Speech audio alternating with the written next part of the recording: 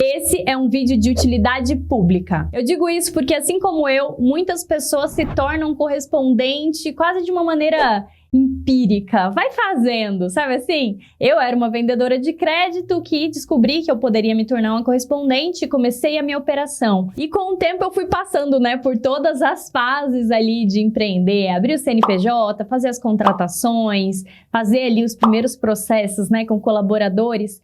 E isso foi um grande desafio para mim. Vou te falar que, na verdade, esse era um desafio maior do que o desafio de vender. Para mim, vender era mel na chupeta. Mas quando se falava nessas questões mais técnicas, mais burocráticas, de CNPJ, de como que você registra o colaborador, de como que você vai pagar ali as bonificações, tudo isso para mim era um bicho de 7 cabeças. E eu tinha muita dificuldade de saber, será que estava tudo certo? Será que estava faltando alguma coisa? Será que não tinha um outro caminho que eu poderia fazer? Será que eu estava tomando ali o melhor caminho? E é por isso que eu decidi fazer esse vídeo para você, que é especial para você que já tem aí seus primeiros colaboradores ou que está pensando aí em fazer suas primeiras contratações, para que você já comece aí do jeito certo, combinado? Então vamos lá. Mas quem sou eu para te falar sobre isso, Eu me chamo Rayane Silva, sou especialista em crédito e eu atuo no mercado de crédito há mais de 10 anos. E nesse período eu fui de vendedora até correspondente bancário e hoje aqui na Escola do Crédito eu compartilho tudo que eu sei, tudo que eu aprendi ao longo desses anos para facilitar a sua vida que está aí do outro lado. Então, começando pelo primeiro passo, Quando a gente fala em relação à contratação, nós temos diversos modelos de contratação, Você pode contratar uma pessoa como estagiária, você pode contratar no modelo de prestação de serviço, que é o modelo PJ, ou você pode contratar no modelo CLT. Só que é importante que você saiba que para cada um desses modelos tem algumas regras e tem alguns requisitos, Então, eu quero contratar 10 pessoas na modalidade CLT. Ok, então nesse caso você precisa ter um CNPJ cadastrado no Simples Nacional, não pode ser MEI, e aí você vai ter que pagar ali todos os encargos de uma contratação CLT. Eu falando particularmente, a contratação CLT é a que me deixa mais tranquila, mais em paz, mais, sem preocupação, sem medo de viver, entendeu? Porque eu já passei por esses processos, de fazer contratações como PJ, por exemplo, e eu, no meu caso especificamente, não me adaptei. Mas isso era porque eu ficava insegura com algumas questões e tal, e também era isso. Por falta de uma assessoria jurídica, de alguém que me amparasse, que me falasse ali os caminhos, os processos, para eu fazer todo esse processo com mais segurança, eu não me sentia bem nessa modalidade. Por isso que eu faço as minhas contratações no modelo CLT. Mas não é porque você contrata no modelo CLT que você não vai ter nunca nenhum tipo de risco. Porque tem algumas coisas que você não pode fazer no modelo de contratação CLT, porque isso pode gerar alguns riscos para você ali no futuro, entendeu?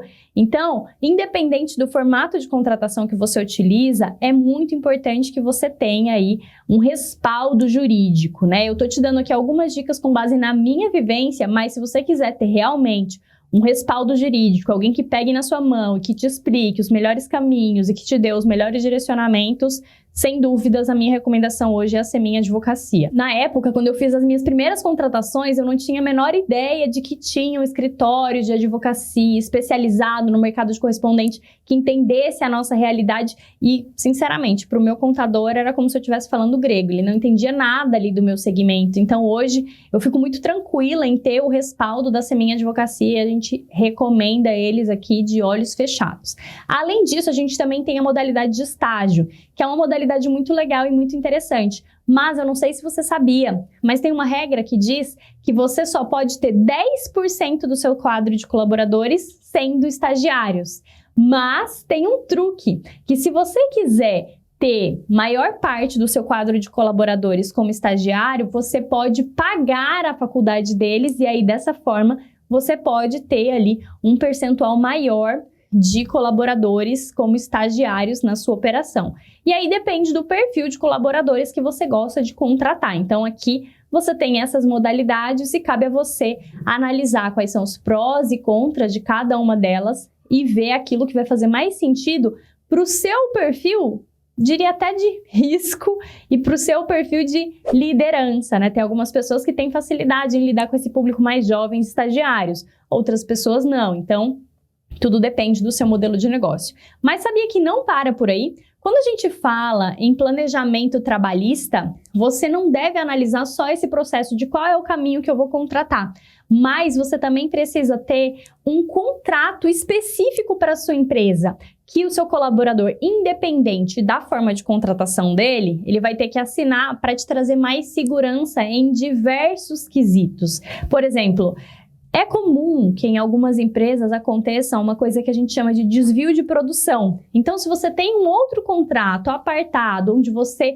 fala em relação a essa questão de confidencialidade, de desvio de produção e de várias regras que você quer estabelecer especificamente para a sua empresa, você passa a ter mais segurança em vários quesitos, entendeu? E aí você consegue ter mais proteção em relação a diversas questões, diversas situações, e em algumas situações que às vezes saiam daquilo que foi estabelecido em contrato, você consegue às vezes até ter tranquilidade de fazer, por exemplo, uma demissão por justa causa, se for o caso, entendeu?